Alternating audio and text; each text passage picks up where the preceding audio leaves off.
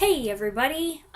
So when I made that video on Monday telling you that the Winslow Boy was going to be on TV, I wasn't actually planning on reviewing it at that time. Not on its own, at least. I was going to talk about it in the monthly thingy. But then after we watched it, my mom said to me, "So is this going to be your next video?"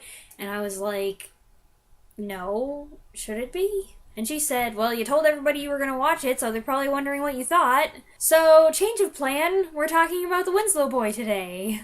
The Winslow Boy is a play by Terence Rattigan, written in 1946 and based loosely on an incident that occurred in 1908.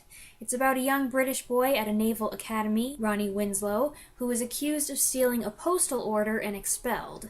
He claims he's innocent, and his father goes on a crusade for justice, hiring a prestigious lawyer, Sir Robert Morton, to put their suit before the crown. This play has been adapted into two major films, the 1948 one, directed by Anthony Asquith and adapted for the screen by Rattigan himself and Anatole de Grunwald, which I've wanted to see for years and just saw for the first time this week, finally! And the 1999 one, directed by David Mamet, which I've seen many times. Both movies are very close to the original play, which I read last year, but they do differ from the play on certain points, and not the same points either. The action of the play is mostly confined to the Winslow home, with characters discussing what happened in court after the fact. Both films take advantage of their freedom from stage restrictions to move around and to show rather than tell. I think the 48 version goes a bit further with that, the latter segment adding several courtroom scenes, which I really liked. They add a lot of energy, and they also give Robert Donat more screen time. The 48 version also adds a sort of prologue, where the play starts with Ronnie arriving home unexpectedly on the same day that his sister Catherine gets engaged. 1948 begins with Ronnie going off to the Naval Academy and Catherine meeting her soon-to-be fiancé. These scenes might not have been necessary, but they were interesting and established certain relationships before the conflict started. I also liked the inclusion of scenes of Mr. Winslow trying to clear his son's name himself and encountering stiff opposition from the school and from the government. I found these scenes bridged a little gap in the narrative and made it easier to understand the legal ramifications of the case and how what ostensibly seems like a trivial matter actually has national significance.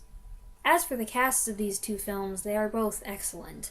Robert Donat, who I still am not sure how to correctly pronounce his name. How can I not know how to correctly pronounce the name of one of my favorite old film actors? Is it Donat?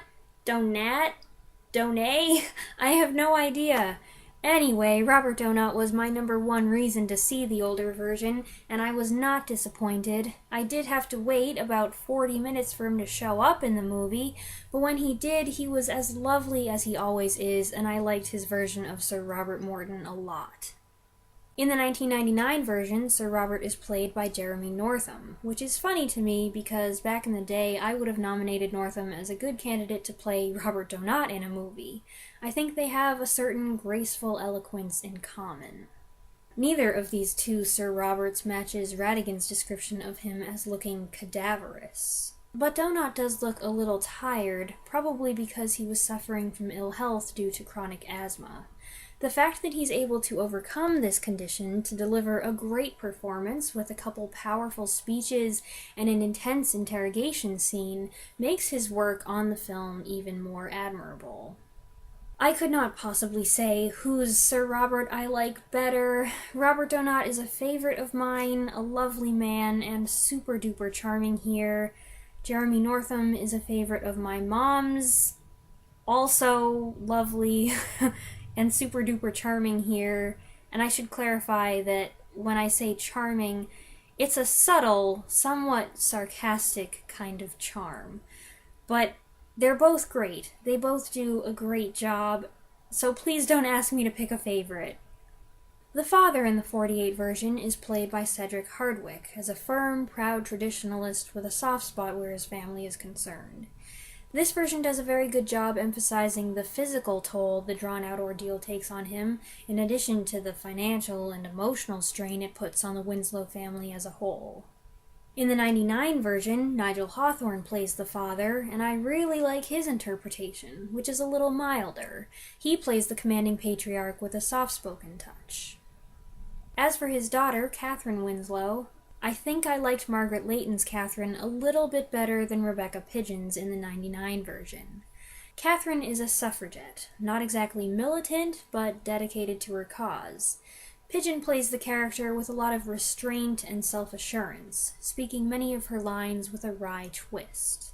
When I read the play, I realized that there were certain scenes that the '99 version interpreted a little differently, and many of these concerned Catherine. These scenes call for a more emotional reaction from the character, but Pidgeon plays them pretty cool, which I think makes it harder to gauge how she's feeling. Margaret Leighton's performance may be more conventional, but I think I preferred her interpretation of these scenes.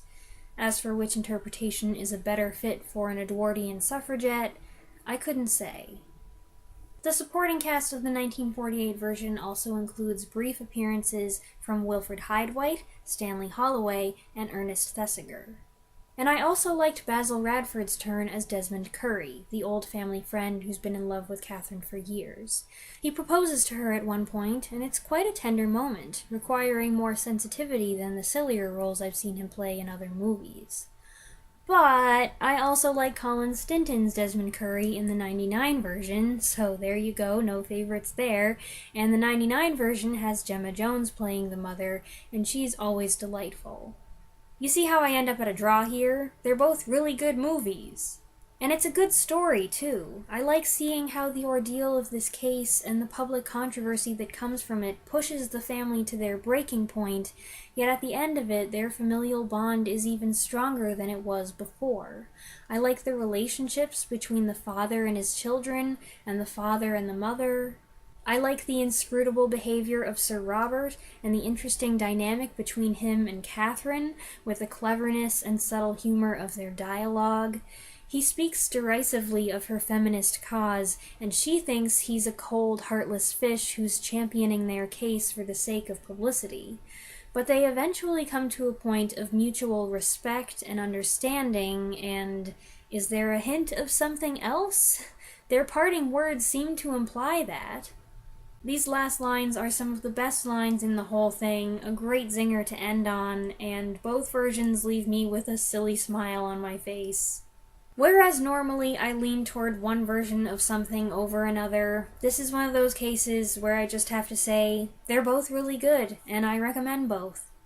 I hope you enjoyed this video. I hope it wasn't too confusing. I was kind of bouncing back and forth between the old and the new. 1999, it's newer. Let me know what you think of either version, if you've seen either of them, or both of them, or the play, any of it. I'm always curious and eager to know what you guys have to contribute, so go ahead and share your comments down below, and I'll see you again soon. Thanks for watching!